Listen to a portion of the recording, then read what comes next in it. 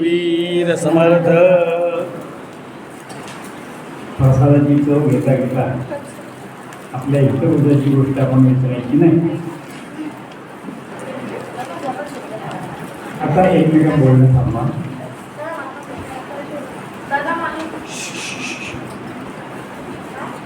तर आपण गेले 2 दिवस चित्रकूटामध्ये असं पाहिलं की समर्थांची तातडीची दिनचर्या आपल्याला आज काय घेता येईल आजच्या दिवशी.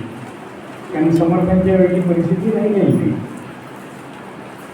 आणि आपण ज्या पद्धतीने जगतो, ज्या पद्धतीने आपल्या शाळा, कॉलेज किंवा काय जे आपलं असेल क्लासेस, त्यावेळेस त्यांच्या अर्थ सगळं काही जमणार नाही.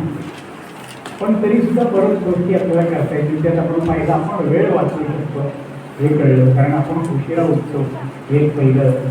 ते आपण कसं सुधारायचं तेही पाहिलं. कोणीतरी बोलतं परवानगी घ्यायची बरोबर. आपण उजळणी का करतो माहिती का? अभ्यासाचं नाव काय माहिती का? अभ्यास काय देवा? अभ्यास म्हणजे काय? कोणत्या तरी विषयाबद्दल वाचणे आणि एक गोष्ट बरोबर सांगितली. वाचन, श्रवण, मनन, चिंतन, निधिध्यास हे सगळ्याला म्हणून अभ्यास म्हणतात. एखादी गोष्ट वारंवार करण्याने त्यात सराव वाढतो आणि त्या सरावाने एक प्रकारचे एक्सपर्टनेस, एक विशिष्ट कौशल्य येतं, त्याला अभ्यास म्हणतात. त्याला एखादी गोष्ट विशिष्ट परत करायची. आता तुम्ही सध्या सूर्यनमस्कार शिकताय. आपल्याला चिंतामणी दादा सांगतो की 2 नंबरच्या पत्रिका आज एवढंच करायचं की आपण डोकरात काही केल्या वाकायचं नाही. आणि 9 नंबरच्या पत्रिका सांगतो काही झालं तरी हात उचलायचा नाही आणि मग डोकं सरळ करायचा प्रयत्न करा. हे आत्ता शिकवण्या बोलत आहे. पण शिकल्यानंतर 2 नंबर आणि 9 नंबरच्या पत्रिका आपलं डोकं टेकलं पाहिजे. वृत्ती अनवटी वृत्तीला टेकली पाहिजे. श्वास गेलेला पाहिजे. कपाळ डोकराला टेकलं पाहिजे. सगळं हे कसं येईल? सरावाने येईल. सराव झाल्यानंतर अभ्यास करावा. सराव म्हणजे अभ्यास. हे आपण दुसरं पाहिलं. वेळ वाचवायची, लवकर उठायचं, सूर्योदयाच्या आत उठायचं. म्हणून ते मी उजळणी एवढ्याने घेतो की तेव्हाही आपण काय शिकलो हे मागचं पाठ नंतर काय होतं? पुढचं पाठ मागचं. वा, चांगली मोठ माहिती आहे कारण अनुभवाची आहे ना. तर ते समजलं आपल्याला की लवकर उठायचं, सूर्योदयाच्या आत उठायचंय. शाळा असं नसो ते करायचंच आहे. नंतर रोज ठराविक गोष्टी, व्यायाम ठराविक जर शिकलेला इथे ते आधीच येत असेल तर ते आणखी कधी पुढे शिकलाच कुठे तरी सुद्धा व्यायाम रोज झाला पाहिजे. जर आपला व्यायाम झाला नाही त्याची आपल्याला आपण नियम घालून घेतो. ज्या दिवशी माझा व्यायाम होणार नाही त्याची मी जेवणार नाही, खाणार नाही, एक वेळ तरी खाणार नाही, असा स्वतःलाच नियम घालून घ्यायचा. लोकांनी सांगायला नको की आपण तुम्हाला लक्ष देतं की आज माझे सूर्यनमस्कार राहिले, आज माझं योगासन राहिलं त्याने मी आज जेवत नाही. आणि एक दिवस काढू शकतात. दुसऱ्या दिवशी म्हणून जरांगे होतं त्याची आधी व्यवस्थित माघार घ्यावं, आधी माघार घ्यावी आणि छानपैकी व्यायाम करावा आणि जेवावं, दोन्ही करावं. तेच केलं. आता तिसरं पण शिकलो त्यात की रोज काहीतरी म्हणजे आहाराचं सांगितलं. सात्विक आहार कसला, शुद्ध आहार कुठला आहे थोडंसं आपण पाहिलं. पण आता कालच्या गोष्टी सांगितलं त्याप्रमाणे जर रिफाईंड तेल गटारात टाका तुम्ही म्हणताय हे कसं जमणार हो, तर मग तुपाच्या फोडण्या तरी जमतात नाही. सावधानाची बिचारी कशात करतात तो? कशी लागते? मग काही गोष्टी मुद्दाम तुपातल्या करायचा आईला आग्रह करा. ज्या रविवारी तुम्ही घरी असता ब्रेकफास्ट करायचा, आई आजचा जो काही मला ब्रेकफास्ट करायची तो तुपातला कर सांगता येईल की आईची हट्ट करायचे असे करायचे. ही जेव्हा विचारायची तुपातलं का, अरे अमुक हे रिफाईंड, अरे कसं तेल आहे, माधुरी दीक्षितने जाहिरात केलेलं तेल आहे, त्यांना म्हणलं तेल गेलं तेल लावत आम्हाला तू तुपातलं आज करून दे. साजूक तुपातलं गाईचं तूप असेल ते जास्त चांगलं. आग्रह करायचा एक दिवस बघूया काय होतं. पण थोडंसं तुपाकडे वळसा घ्या. आणखीन काय करायचं? आज काही मुलांनी सुरूही केलं की जेवढ्या लगेच पाणी प्यायचं नाही, थोडं अंतर ठेवायचं. तसं करा. तेही करता येईल. आणखीन आता हे करायचं की रोज प्राणायाम करा तुम्ही. आणि प्राणायामाचे दुसरं सुख नाही. तो प्राणायाम करा रोज. आणि मला वाटतं तुमच्या आता योगासनाच्या वगैरे प्राणायाम शिकवला असेल नाही उद्या, तर प्राणायाम तुम्ही करा. नाही का ती सोपी गोष्ट आहे. आपल्या सूर्यनमस्काराची स्थिती आहे ना, त्यामुळे मांडीवर एका दिवशी आपल्याला दमलं बरं नाही आहे तरी सुद्धा काय करा, बसल्या जागी श्वासाची कृती करायची. म्हणायचं स्वतः ओम नेत्राय नमः.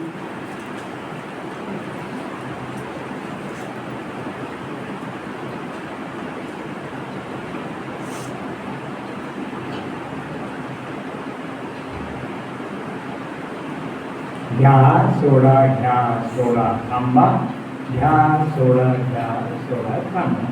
एवढे मी 12 वेळा केलं ना तरी सुद्धा तुमच्या फुफ्फुसाला जो व्यायाम पाहिजे तो होतो. तर संपूर्ण कृतीच व्हायला पाहिजे याच्यातला भाग नाही. पण ह्या पळवाटा म्हणून कायम तसंच करायचं नाही. सूर्यनमस्कार करायचा, जमलं नाही तर त्या दिवशी एवढंच करायचं. त्याप्रमाणे आपलं ठरलं लवकर उठायचं, रोज व्यायाम करायचा, आहार चांगला ठेवायचा. आणि आता पुढची गोष्ट, आपल्या तुमच्या करिअरसाठी एक ध्येय ठेवा. कोणाला डॉक्टर इंजिनियर जसं व्हायचे ते ठरवलेलं असेल किंवा आईवडिलांनी सांगितलेलं असेल. मुलींपैकी कोणाला नृत्य येतो, नाच येतो, डान्स येतो, हात खाली, बॅडमिंटन, टेबल टेनिस, आता सारी मुलींना विचारतो, क्रिकेट, मुलं डम्बेल्स, डबल बार, पोहणं, सायकल, हात खाली, यातलं काहीतरी एक जर कायम चालू राहिलं. काही नसलं तरी सायकल चालवा. शनिवार रविवारी सुट्टीच्या आग्रह करा. आपल्या शाळेतला नाही तर कुठेतरी शहरातला स्विमिंग टँक असेल टँकमध्ये जा. नदी असेल तर फारच छान. नदी असेल तर फारच छान. पण पोहायला जा. अर्धा पाऊण तास आठवड्यातून एकदा सायकल म्हणा किंवा पोहणं हे झालं ना, तुम्हाला तुमचं फ्रेश वाटेल बाबा. आता दुसरं कसं, हे मुलींना विचारलं डान्स वगैरे तर एवढ्या की हल्ली कसं असतं की केवळ माझा अभ्यास चांगला आहे याने नाही होत.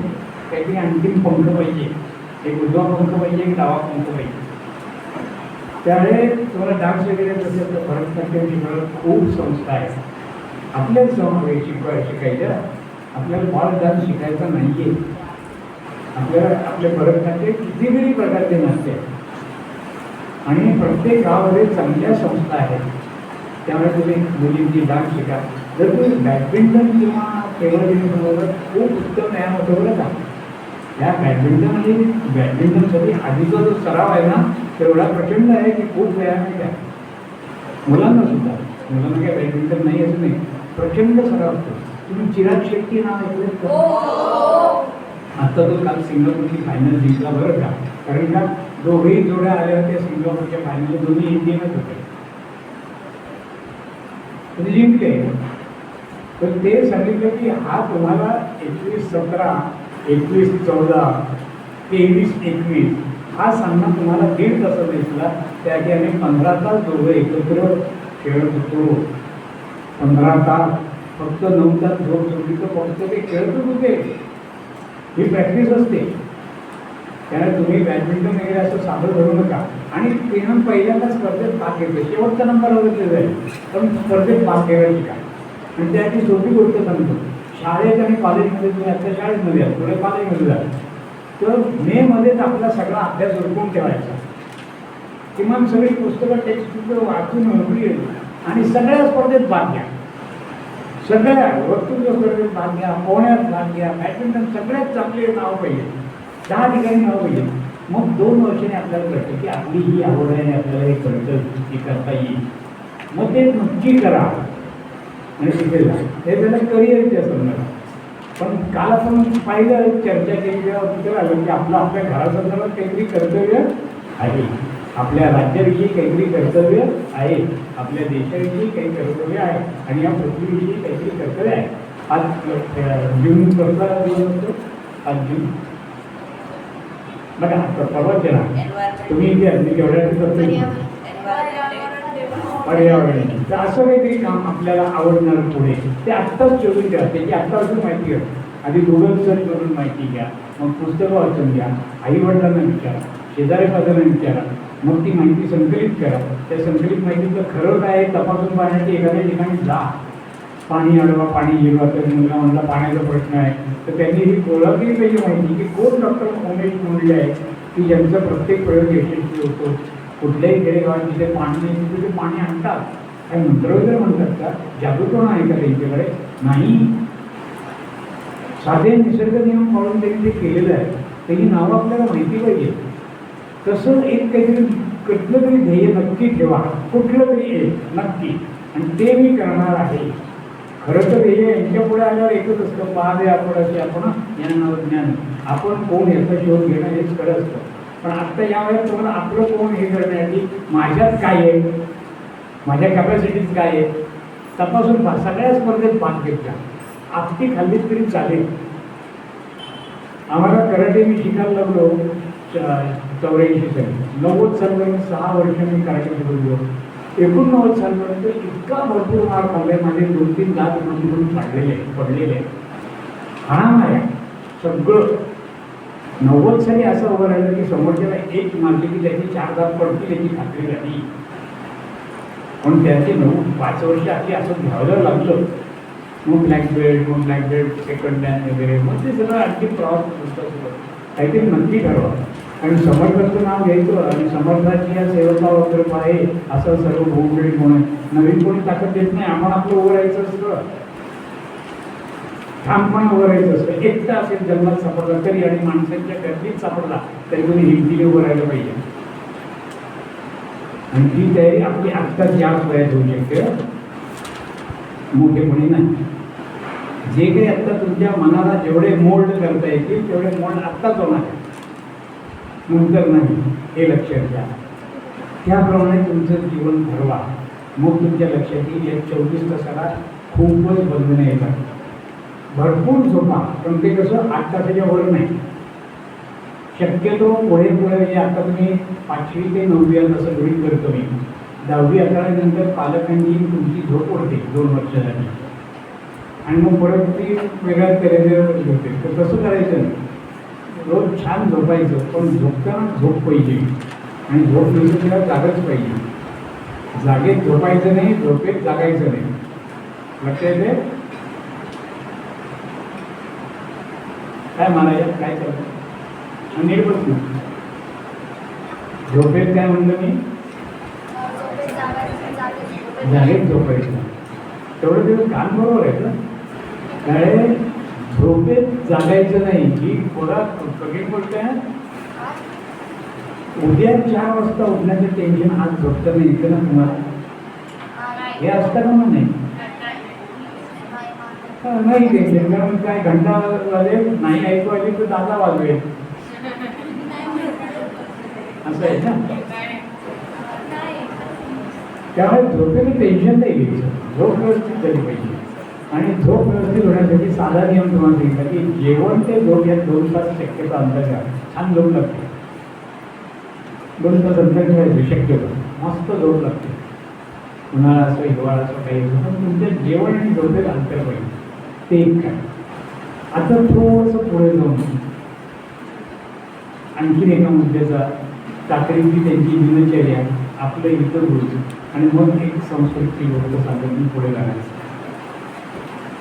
की समर्थ रामदासांनी 12 वर्ष तप केलं म्हणजे आपल्या दृष्टीने आपण 1ली ते 10वी शिकतो 12वी ज्युनियर कॉलेज आणि मग म्हणजे एक तपश्चर्याची आहे तपश्चर्या म्हणजे काय करतो तप म्हणजे काय आणि तपश्चर्या म्हणजे काय तुम्हाला असलेला माहिती असलेला अर्थ सांगतो चुकला तरी काही बिघडत नाही नेहमीची हात वरती नको तपश्चर्या म्हणजे काय जास्तीत जास्त आपल्याला जेवढा करता येईल तेवढा नामदेव किंवा देवाचं ध्यान करणं जास्त काय देवाचं ध्यान करणं देवाचं एका जागी बसून एका जागी, म्हणजे ती ध्यानाचं म्हणते, तो एकच कामाचं म्हणतोय, देवाची आराधना करतो. देवाची आराधना. देवाची आराधना हे सोडून द्या, तपस करते म्हणजे तप म्हणजे तापडी. एखाद्या विशिष्ट गोष्टीसाठी आपल्या शरीराला विशिष्ट त्रास देऊन ताप घेणं याला तपश्चर्या म्हणतात. तुम्ही मंडी करून नसलात तरी ती तपश्चर्या झाली, देवाचं नाव नाही घेतलं तरी. पण आपली तपश्चर्या वेगवेगळी चालली असते. तुम्हाला एकेका तपाला काय असतं, तपश्चर्याला फळ येतं की अमुक ऋषी मुलींनी तप केलं, देव त्यांना प्रसन्न झाला आणि म्हणला वत्सा तुला काय पाहिजे सांग मला, आणि मग देवाने ते दिलं. अशा आपल्या गोष्टी असतात की नाही. तपश्चर्याला फळ असतं. तुमच्या तपश्चर्याचे फळ सांगतो नवीन पिढीची. आमच्याकडे एका शिबिरामध्ये असं जाड रिंगाचा चष्मा लावलेला मुलगा आला होता. खूप जाड रिंगाचा चष्मा. एक चष्मा काढला तर त्याला दिसायचीच नाही, इतका जाड रिंगाचा चष्मा. मी त्याच्या आई वडिलांना विचारलं की याला चष्मा केव्हापासून आहे, तर त्या म्हणल्या बरेच वर्ष आहे. म्हणजे अहो इथे तर येतोय ते अगदी 10 ते 14 वयोगटातलं आहे, बरेच वर्ष आहे. असं समजा त्याला लहान माणूस चष्मा. म्हटलं तुमच्याकडे कोणाकडे डोळे आजू आहेत का, किंवा डोळ्याचा काही आजार किंवा असं काही आहे का? नाही म्हणे. म्हटलं तुमच्याकडे काही घेतलं होतं का? ते म्हटलं हो, ह्याचा जन्म झाल्यानंतर 1-2 महिन्यानंतर आमच्याकडे टी.व्ही. आला आणि हा मुलगा 24 तास टी.व्ही. पाहिजे. त्याचं तपश्चर्याचं फळ आलं. जाड चष्मा, 12व्या वर्षी. त्या तपश्चर्याला फळ. आता मला सांगा कुठली तपश्चर्या तुम्ही करणार? देव वगैरे सोडून दे, आत्ता आपण करायचं आणि पहिलं विचार तपश्चर्या कुठली करणार? ठरवून ताप देणं शरीराला की माणूस तयार होतो त्याला तपश्चर्या म्हणतात. तुम्ही कुठली तपश्चर्या करणार? जर आज मला मांडी घालून 1 तास बसता येत नसेल तर 1 तास बसून ते तपश्चर्या. मला एकाग्रता आणि वाचता येत नसेल तर मी वाचणं ही माझी तपश्चर्या आहे. मला 2 धडे एकाच दिवशी वाचता येत नाहीत तर ती तपश्चर्या आहे. तर बघा तो खेळत बसलाय. ऐकण्याचं काम कान करतात की नाही माहीत नाही, पण त्याचं तसं चाललं. तर एकाग्र होईल का हा मुलगा? नाही होणार.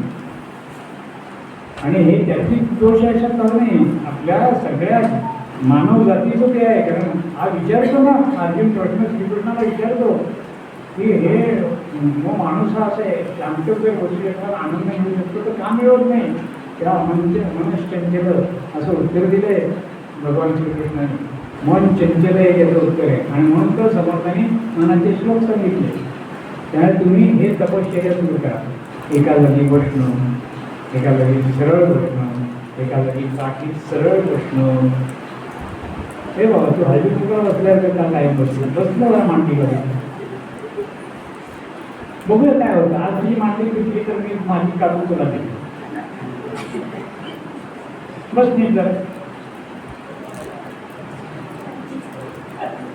साधी गोष्टी.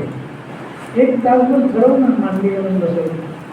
काय दुखते बघू ना काय होतंय ते. पाठीत सरळ बसून पहा, मन एकाग्र करून पहा. आणि त्यासाठी छोट्या छोट्या युक्त्या सांगतो. मन एकाग्र करायचं ना. तुम्ही अभ्यासाला बसताय त्याच्या ह्याने सुद्धा उपयोगी पडेल. घरातल्या कामापैकी तुम्ही खेळताय त्यातही होईल, इथेही उपयोगी होईल. मी एक प्रश्न विचारणार त्याच्यात फक्त हात वरती करायचा, कोणी तोंडाने उत्तर द्यायचं नाही. निळा रंग आवडणाऱ्यांनी हात वरती करा, हात खाली. पांढरा रंग आवडणाऱ्यांनी हात वरती करा. अरे एका वेळेस 2 कसे रंग आवडले? एकच. माझं लक्ष आहे कोण काय करतंय ते. असं नाही उत्तर देता येणार. परत हात खाली. निळा रंग कोणाला आवडतो? हात खाली. पांढरा रंग कोणाला आवडतो? काळा रंग कोणाला आवडतो? तांबडा रंग कोणाला आवडतो? तांबडा म्हणजे लाल. तांबडा म्हणजे लाल यानं सांगायला लागलं. कदाचित दिल्यानंतर लाली लाल झाल्यावर कळलं. ठीक आहे. हे रंग आपल्याला आवडतात, हे आपल्या मनाची स्थिती दाखवतात. हे रंग आहेत ते आपल्या मनाची स्थिती दाखवतात. जसं मन तुमचं अंतर्मन शांत होत जातं तसं निळा रंग आवडला आणि पांढरा रंग आवडला समत्व आले म्हणून समजायचं. काय पांढरा रंग आवडणाऱ्यांची संख्या ही सर्वात कमी असते. काय तांबडा किंवा काळा रंग आवडणारे हे सगळे चंचल वृत्तीची माणसं आहेत. सर्वात शिकावं बाहेर डॉक्टरांकडे जायलाही नको, तांबडा आणि काळा आवडतो. कारण काळा आणि पांढऱ्या रंगाची व्याख्या काय, रंगाची व्याख्या काय, रंग कशाला म्हणतात. आता रंग आला या चर्चेमध्ये, रंग कशाला म्हणतात, रंगाची व्याख्या काय. दोघांमध्ये पण एकदम फरक आहे. म्हणजे एक काळा आहे एकदम एकदम त्या उलट आहे. हा बरोबर आहे. पण पांढरा आणि काळा हे रंग आहेत का. हा करेक्ट. ते शास्त्र तिथे बसलेले शिक्षक. पांढरा आणि काळा हे रंग नाही. Absence of all colour is black and presence of all colour is white. कारण उरलेले रंग जर कोणाला आवडले असेल तर यू आर डेव्हिएटिंग फ्रॉम कशापासून, आयदर सूर्यापासून किंवा शनीपासून, सावलीपासून. दोघातून वेगळे होत आहे, डेव्हिएट होतं. कारण तुमचा जो रंग आवडणार आहे ना त्या रंगातून काही अल्फा बीटा गॅमा असे किरण येत असतात आणि तुमच्या मनातून येणारे अल्फा बीटा गॅमा येत असतात. जे जिथे मिळतात तो रंग तुम्हाला आवडायला लागतो. जर तुमच्याकडे डेफिसिट लालचं असेल तर लाल रंगातून येणाऱ्या अल्फा बीटा गॅमा जास्त असल्याने तुम्हाला लाल रंग आवडायला लागतो. आणि हे चंचल मनाचं गोष्ट आहे. काळा रंग आवडतो म्हणजे हा माणूस डॅम्बिस्तरी आहे, म्हणजे सगळे नव्हे, किंवा त्यांच्या स्किन कॉम्प्लेक्शनसाठी त्यांना ते पाहिजे असतं, काळा पांढरा वगैरे असलं काही. हे काही त्याची आवड नाही. निळा आकाशी रंग आवडायला लागला तर तुम्ही स्थिरतेकडे जायला लागला. हिरवा किंवा हे बाकी कसं दाखवलं सांगितल्याप्रमाणे काळे पिवळे निळे का पारवे होते तत्वता का हिरवे काळे निळे का पिवळे होते तसं आहे. त्या मधल्या रंगांना फारसं महत्त्व नाही, पण त्यांच्या रंगातले येणारे अल्फा बीटा गॅमा आणि तुमचे अल्फा बीटा गॅमा जिथे टॅली होतात तो रंग तुम्हाला आवडायला लागतो. त्यासाठी सोपी गोष्ट करा. तुम्हाला आवडत्या रंगाचा धिक्कार करू नका आणि दुसऱ्याचं कोणाचं चांगला असं मनात आणू नका. तुम्हाला आवडणाऱ्या रंगाची गोलचकती करता येईल. तुम्हाला कागदावर तो रंगाची रंग देता येतो. कागदावर कोणाला निळा आवडतो निळा रंग कागदावर देता येईल, पेन्सिलीने, ऑइल कशाने निळा रंग करता येईल. त्याची गोलचकती कापता येईल. म्हणजे जिथे अभ्यास करता येईल तर समोर ठेवायची. आणि अभ्यास करण्यापूर्वी काही चांगलं करण्यापूर्वी त्या चकतीकडे पाहायचं 1 मिनिटवर. डोळे बंद करायचं तर कशीच्या चकती रंगासह आठवली पाहिजे. मग अभ्यासाला सुरुवात करा. मग आपल्या आवडत्या गोष्टीला सुरुवात करा. त्याने तुमची एकाग्रता वाढेल. कुठलाही रंग आवडेल तुम्हाला, पण ती तुमची चकती ठेवलेली पाहिजे तुमच्या अभ्यासाच्या जागेला. अभ्यासाची जागा 90 दिवस शक्यतो बदलू नये. अभ्यासाचीच नव्हे, जर कोणी तपश्चर्या करत असेल, ध्यानधारणा करत असेल तर तुमची जागा बदलू नका. अभ्यासाची 90 दिवस एकच जागा ठेवा. तिसरं कसं आहे की आता तुम्हाला काही स्मरणशक्तीचे खेळ मी सांगणार आहे. त्यापूर्वी सांगतोय की आपल्या आवडत्या रंगाची चकतीकडे पाहणं, त्यात जर ओम, श्री किंवा स्वस्तिक वगैरे असं काढलं तर आणखीन चांगलं. पण नाही काढलं तरी तुमच्या आवडत्या रंगाची एकरूप होणं मनाला लवकर जमतं म्हणून ते करा. मग आपल्याला भांडायचं असेल ना तरी सुद्धा मोठी आठवत नसेल ना आपल्या आवडता रंग पहा तर एकावर व्हा आणि मग भांडायचं. मग काय सुचतात मध्ये करून पहा. एकावर झालं ना मग आपल्या जास्त जातं. तपश्चर्येला फळ कुठली तपश्चर्या करते ही गोष्ट घ्या. चष्मा घ्यायचा का सुदर्शन चक्र चालवायचं हे आपल्या हातात आहे. पण एकाग्र व्हा. आपल्या आवडत्या रंगाचे 90 दिवस जागा बदलू नका. 90 दिवस हे सुद्धा बदलू नका.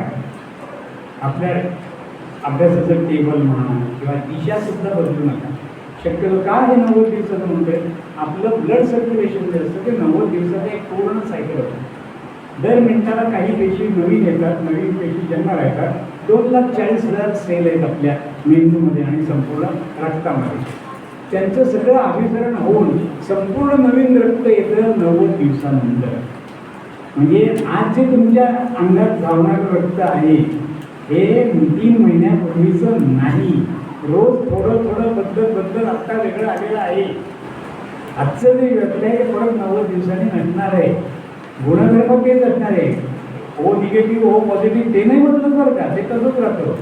हिमोग्लोबिन पर्सेंटेज खाली वर होईल कदाचित अन्नाप्रमाणे, पण बाकी सगळं तुमचं ब्लडचं जे आहे ते 90 दिवसात सगळ्या आपल्या जिवंत पेशी.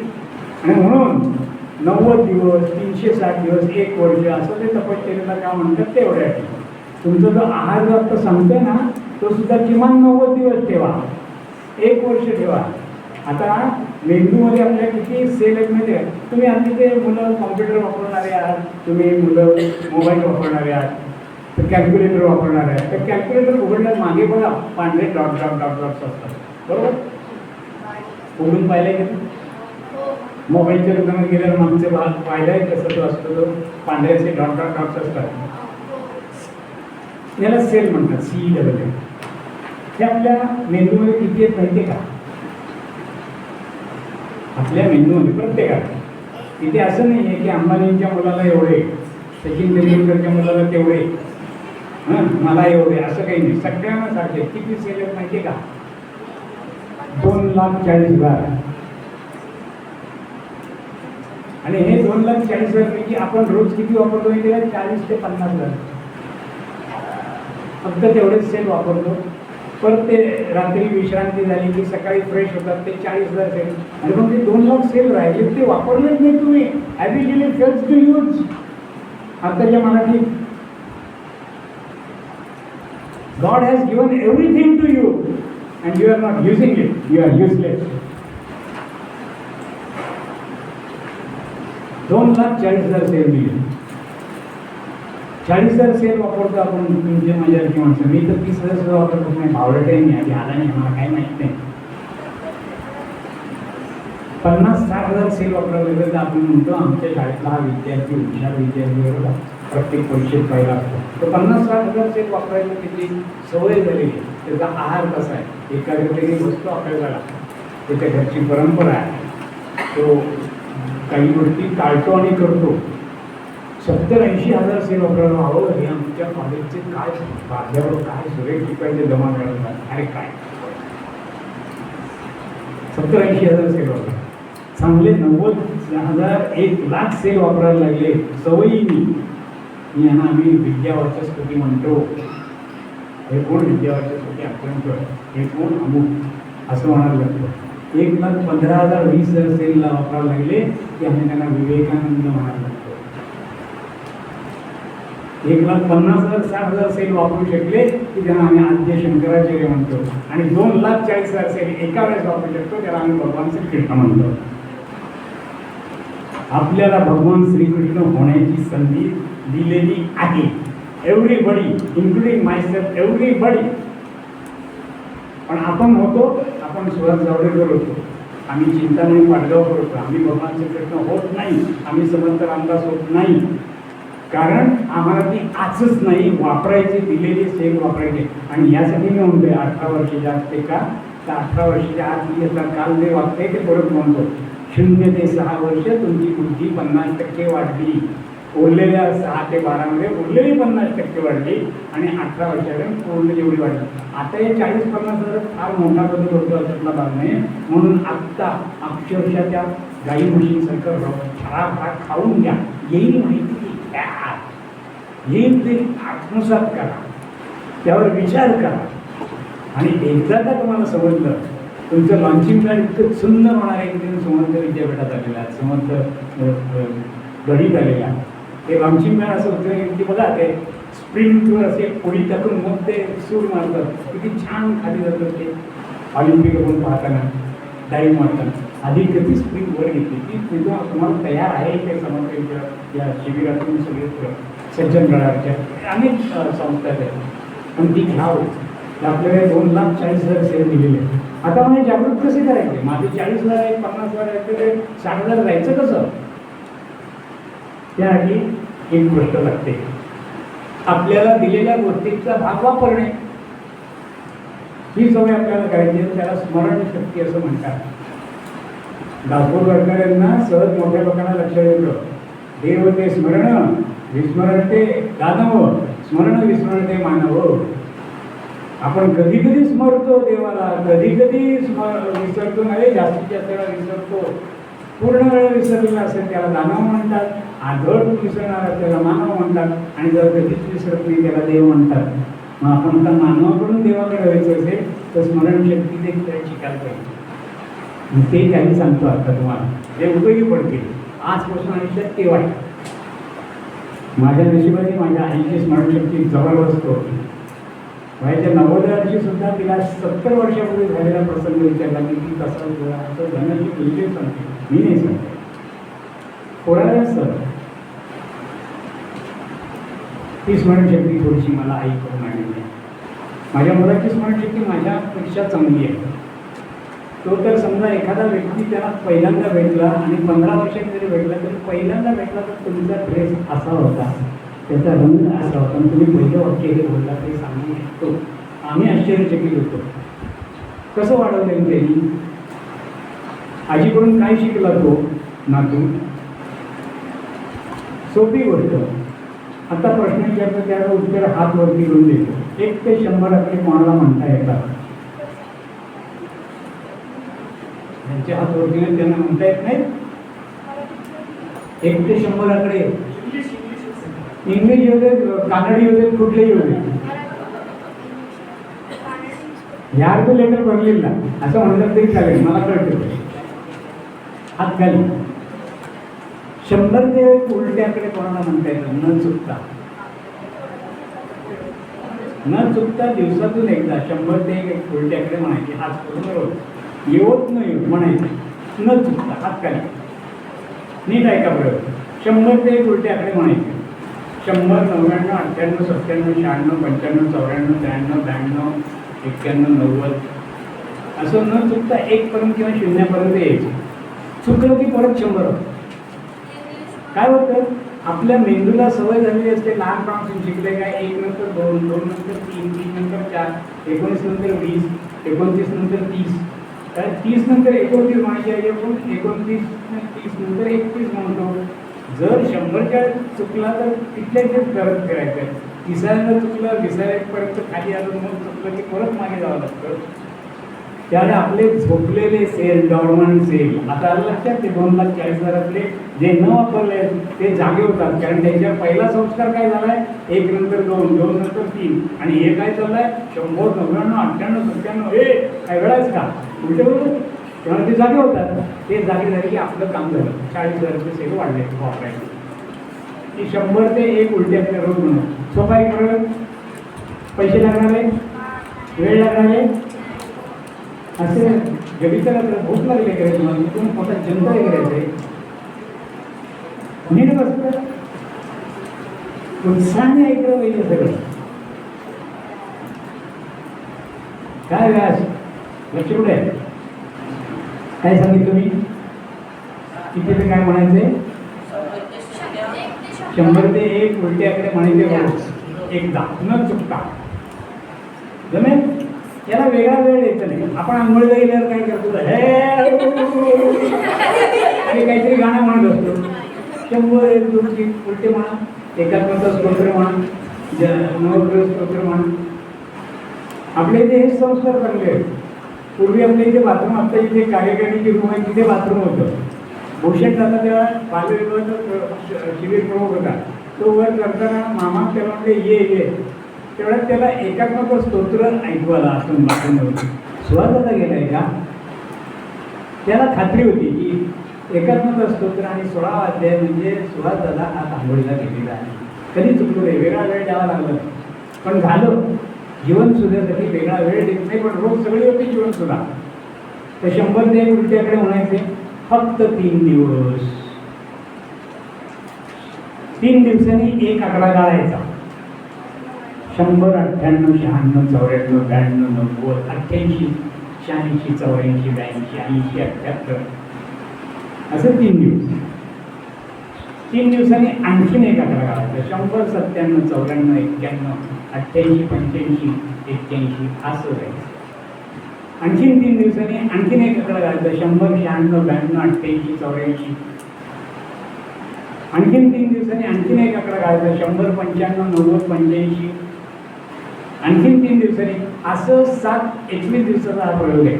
शेवटच्या दिवशी तुम्ही 100, 93, 87, 80 मला त्या कोष्टकाची लॅडरप्रमाणे दिसायला लागतं तसं म्हणायचे. हे जर तुम्ही केलं हा एक प्रयोग तर तुमची आज स्मरणशक्ती 100 असेल तर 21 दिवसानंतर ती 121% झाली असेल. मी लिहून देतो.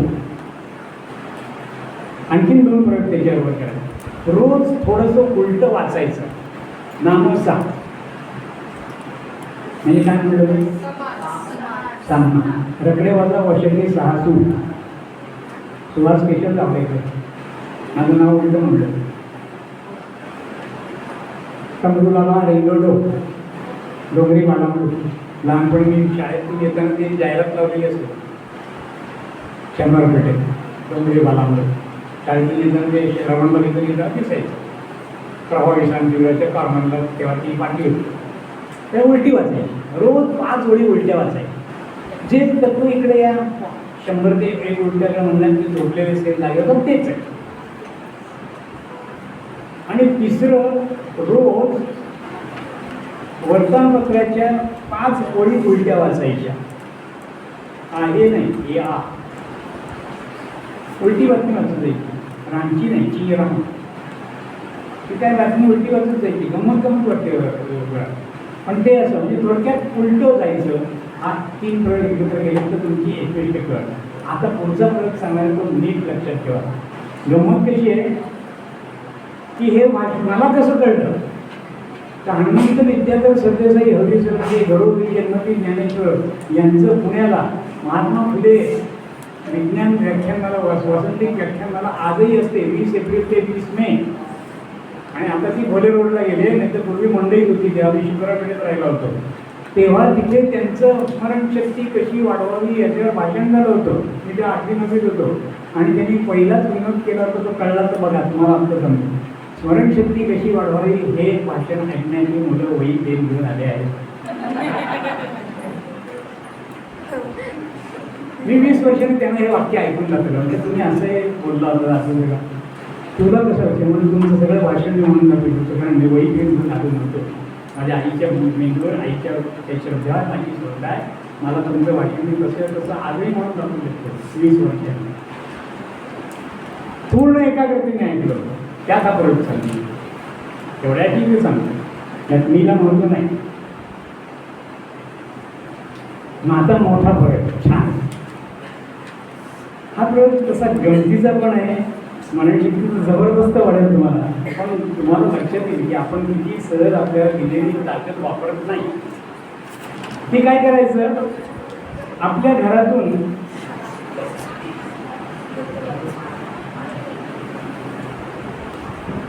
काय तिकडे लक्ष नसेल तर बाहेर गेलं तरी चालेल ना. ज्यांना ऐकायचं नाही एकाग्रतेने ऐकायचं चालेल ना. बाहेर थांबलंच तरी काय हरकत नाही. मला अजिबात एक मुलगा राहिला तरी चालेल.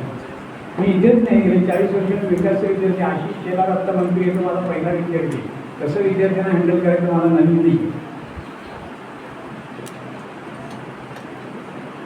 तर पहिलं गोष्ट काय करायची की आपल्या घरातून आपण रोज ठराविक ठिकाणी जातोच. शाळेत जातो म्हणजे ठराविक ठिकाणी जातो. क्लासला जातो म्हणजे ठराविक ठिकाणी जातो.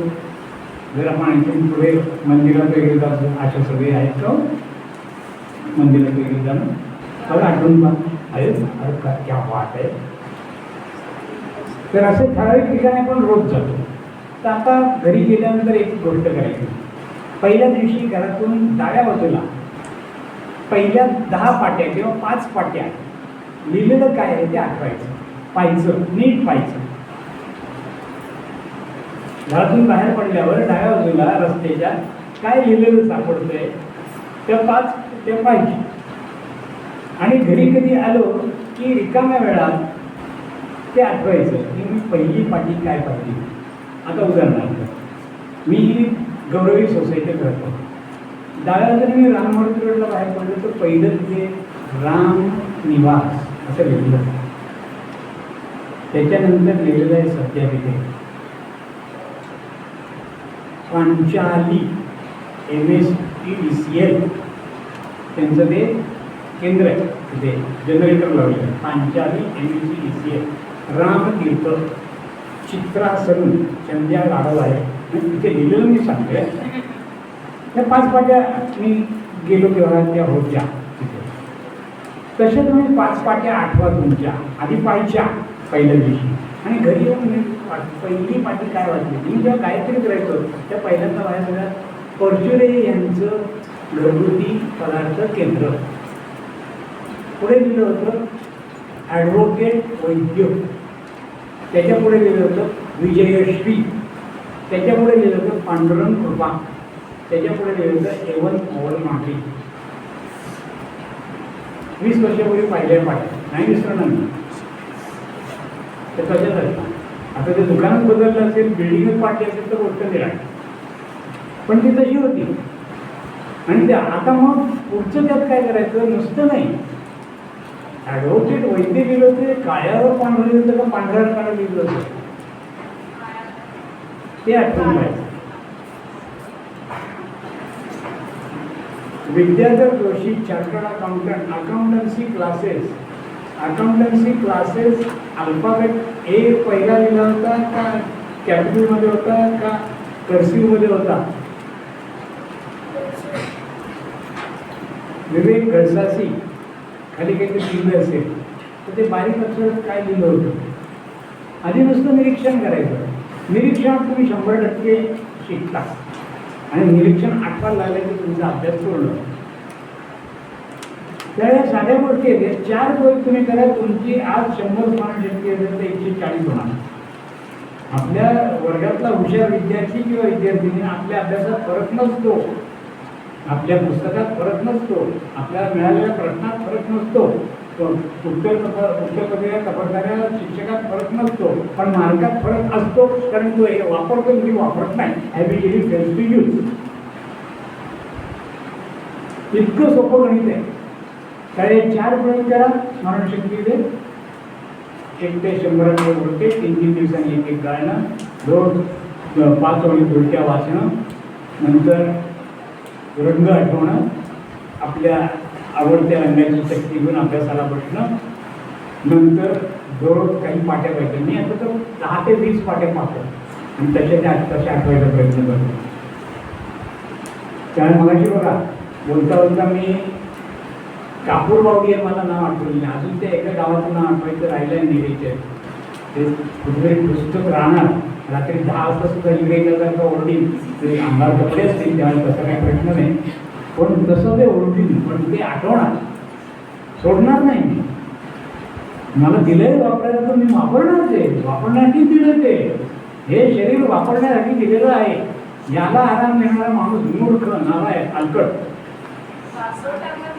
हां नाही वासुदेव नाही आठवे कमी नाव आहे आठवे पण ते जसं कापूर तसं हे 3 अक्षरी म्हणजे कळंबोली कशिंगळे वगैरे असं कळणी सुरू होणारं ते 4 अक्षरी नाव आहे. शिळ नाही कळणी सुरू होणार हे निरेचे यामध्ये मोठ्या घाटात खाली उतरलं जयंताला लगेच आठवलं असतं दोघाही जयंतांना असो आठवेल मला पण थोडक्यात काय असे प्रयोग करते आणि हे असं अस्वस्थता व्हायला पाहिजे पहिल्यांदा मला आठवत नाही कसं हे आठवलं पाहिजे. हां नाही तो देखो मैं भूल गया मेरा क्या नाम है दीवाना ते तसं ते हिंदी सिनेमा म्हणून चालत नाही. आपल्याला नाव सगळं माहिती पाहिजे सांगणाऱ्याचं बोलणाऱ्याचं कशा संदर्भात सांगतं. शिवाजी महाराजांचं काल सगळं सांगताना अफजल खानाचे एकदा मुंडकं उडवणाऱ्यांचं नाव सांगायचं राहिलं होतं कावाजी कोंडाळकर ते मला रात्री आठवून मला अस्वस्थ झालं अरे इकडे असंच हा बसला होता आणि मी त्या मुरंबक या नावापर्यंत आलं कावाजी कोंडाळकर म्हणायचं राहिलं ते मला नंतर आठवलं. पण अशी अस्वस्थता आली पाहिजे. काही दिवसांनी ती अस्वस्थता जाते का मला योग्य वेळी योग्य आठवणाच लागतं. स्वतः भगवान श्रीकृष्णांनी काय सांगितलेलं आहे की भाऊ मी पिता आणि तव जन्मानी अर्जुन माझे आणि तुझे अनेक जन्म झाले तू सगळे विसरलात मी एकही विसरलो नाही. 240 सेल वापरतो तो दिलेले वापरतोय दिल्यासाठीच वापरतोय त्याला परित्राणाय साधना विनाशायच्या दृष्टीला धर्म संस्थापनार्थाय म्हणतात. माझा धर्म आहे तो, मला दिलेली वस्तू मी वापरायला पाहिजे, मला शरीर दिलंय, वाजवून घ्या. नाणं वाजवून घेतात तसं हे शरीर वाजवून घ्या. पाय दुखेतोपर्यंत चाला, हात दुखेतोपर्यंत चालवा, मेंदू कंटाळा येईपर्यंत वापरा. काय होतं बघू पुढचं पुढे होईल ते चांगलंच होईल. कारण त्याला अधिष्ठान इथलं आहे, ते अधिष्ठान आहे भगवंताचं, ते होऊन जाईल. त्याला स्मरणशक्तीचे प्रयोग करा. अभ्यासात तुम्ही उत्तमच आहात. तुम्हाला सध्या जे मार्क पडतात ना ते मला कधी मी माझ्या मार्कशीटवर पाहिलेलं नाही आहे. म्हणजे सगळ्या मार्कांची टोटल कधी 50% वर आलेली नाही. का तर 45% जर प्राथमिक शिक्षकांच्या मुलांना मार्क मिळाले तर पुढच्या वर्षी शिकता येतं. या ह्याच्यावर मी कधी 45 खाली आलो नाही, पण पाक पाहिला वगैरे आलो असं कधी झालेलं नाही. पण भाषणाला उभं राहिलं तर मी पहिलं बक्षीस घेऊनच जाणार. मी वॉटरफॉलला उभा राहिलं तर या तब्येतीला उभा राहूनच जिंकून दाखवणार. 1 मिनिटं पाण्यात बुडवतात त्या 1.25 मिनिटाची कॅपॅसिटी आहे. तो ठेवायचं मला 36,000ची ब्लॅक कराटे शिकवायला सुरुवात केली, 40,000ची 42,000ची मिळाली. जगात असेल की असं काही नाही, करून पहा. कारण तुम्हाला तर आत्ता वय तुमचं लहान आहे. हे सगळे प्रयोग आत्ता जर तुम्ही केलेत ना तर मला तुमच्यात APJ अब्दुल कलाम आत्ताच दिसतील. काही कठीण नाही. कलामांची वाचण्याची पद्धत काय होती, विवेकानंदांची वाचण्याची पद्धत काय होती. आपण तसं व्हॉट्सअप इमेज पाहतो ना तसं संपूर्ण जो कागद किंवा पुस्तकाचं पान त्यांच्या डोक्यात इमेज तयार व्हायची त्याच्यात आणि तशी आठवायची. गंमत सांगतो, म्हणजे मी परवा स्मरणशक्तीचे खेळ चालले म्हणून सांगतो. लोकमान्य टिळकांची एक अशी आठवण मी नेहमी सांगतो लोकमान्य टिळकांच्या चरित्रातली, की 700-800 पानी तात्विक ग्रंथ ते 1.5-2 तासात वाचायचे. त्या लरा पांघारकरांनी त्याने एकदा विचारलं की अहो तुम्ही तो आव्हान आला तो आज वाचून तुमचा झाला, आत्ता तुम्ही आमच्याकडे पाठवलं, आम्हाला आत्ता ते पाहिलं 650 पानं आहे, आत्ता मी कुठे 150 पानावर आलो आहे, तुमच्याकडे वाचून करा. अहो लक्ष्मणराव तुम्ही करताय काय. लोकांनी लरा पांघारकर होत आहे ते दादोबावर लिहित आहे, त्यांच्याशी बोलत आहे. लरा पांघारकर ज्यांनी शंकरराव देवांची ज्यांनी शंकरराव टिळून काढली त्यांचे सगळे ग्रंथ प्रकाशित करणारे लरा पांघारकर, त्यांच्याशी सहज बोलताना अहो तुम्ही लक्ष्मणराव करताय काय, माझी वाचनाची पद्धत तुम्हाला माहिती आहे का. मी कुठलाही ग्रंथ आला की पहिली 50 पानं अत्यंत एकाग्रतेने वाचतो आणि पुस्तक बाजूला ठेवतो. अर्धा तासाने शेवटची 50 पानं वाचतो. मी पूर्ण एकाग्र असतो आणि हा माणूस कुठून कुठे चाललेला आहे हे मधले 600 पानं मी माझी तयार करतो आणि मग 400 पानावर हा संदर्भ सापडते का बघा. तर तो 370 पानावर तरी सापडतो की 402 पानावर सापडतो. ते पुस्तक यांच्या मनात तयार होतं. कारण देवाची लिहिण्याची पद्धत कशी होती की ज्या हेतूने सुरुवात केली त्या आधी सुरुवात केली आणि जो हेतू संपला की ते लिखाण थांबलं. आत्ताच्या कादंबरीसारखं लिखाण नव्हतं तेव्हा. कारण ते सगळं पुस्तकं स्वतःच्या मनाची तयार करायचे. फक्त 100 पानं वाचले त्याला वाचायला किती वेळ लागतो. तेच का 800 पानी पुस्तक तयार वाचलं त्यांचं. मिंटो सुधारणा मोरले मिंटो सुधारणा 1919 साली त्यांच्या मृत्यूच्या आधी 1 वर्ष 1.5 तासात त्यांचा अग्रलेख तयार झाला होता. सरकारचे ठिकाणावर ऐका का त्यांनी स्मरणशक्ती त्यांची वापरले. मेंदूचे आपण वापरत नाही. हॅबिच्युअली फेल्स टू यूज. लोकमान्य टिळकांचं चरित्र त्यांचं किती तारखेला जन्म झाला 23 जुलै 1856 वगैरे सोडून द्या. 1 ऑगस्टला गेले 1920. किती लोक काही विसरू नका म्हणजे सोडून द्या. पण हे नक्की लक्षात ठेवा की ते वाचायचे कसे, त्यांची स्मरणशक्ती कशी, नजीब टिळकांची कशी होती, नेताजी सुभाषचंद्र बोसांची कशी होती, सावरकरांची स्मरणशक्ती कशी होती, एकेका शब्दाने ते कसे राहायचे. एक अक्षर चुकलं, एक दीर्घ असं चुकलं म्हणून आंदोलनाच्या तुरुंगातल्या त्या पानाची त्यांनी खेळ्याने लिहिली होती, पाठ केली होती. ते परत सगळं लिहून त्यांनी पाठ करून अलीपूरच्या तुरुंगात आले तेव्हा संपूर्ण 10,000 वही म्हणून दाखवल्या. जर सावरकरांचं चरित्र असून हे जर येणार लक्षात तर त्यांची स्मरणशक्ती काय तुमच्या लक्षात आहे, काय सावरकर लक्षात आहे असं वाचायला लागा. आणि वाचनावर मी काय वाचले म्हणून चिंतन ही समर्थांची पद्धत. निज त्याग मनन चिंतन वाचन श्रवण मनन चिंतन निजध्यास याला अभ्यास म्हणतात. असा जर अभ्यास केला की तुम्ही शाळेत पहिले काय जगामध्ये पहिले येण्याची पात्रता त्यांनी दिलीच आहे. 2,40,000 सेट दिलेले आहे. वापरा, यशस्वी व्हा, आनंदी व्हा, स्वच्छ आनंदी जगा, उत्तम जगा, समर्थांचे सेवक वाटला पाहिजे, समर्थांपेक्षाही समर्थ व्हा आणि समर्थपणे सर्वत्र कार्य करा. इथे थांबतो. कदाचित उद्या सकाळी मी लवकर जाणार असल्यामुळे आपल्या आत्ताची ही भेट ही या शिबिरातली कदाचित शेवटची असेल. तर सगळ्यांना सुयश चिंततो आणि उत्तम अभ्यास करा. इथे मन लावून काही दादा शिकवतात ते शिकून घ्या. ग्रंथ नंतर करा घरी गेल्यावर. पण इथे आत्ता जास्तीत जास्त प्रश्न विचारा. काही दादांना अडचणीत आणा, त्यांना अभ्यास करायला लागला पाहिजे. तसं करा. पण ते त्या तुम्ही अभ्यास केला पाहिजे. जीवन सुद्धा पाहिलं पाहिजे ना. जीवनसुद्धा कुठे आहे तेही माहिती नाही आहे, कुठे विसरतंही काही माहीत नाही.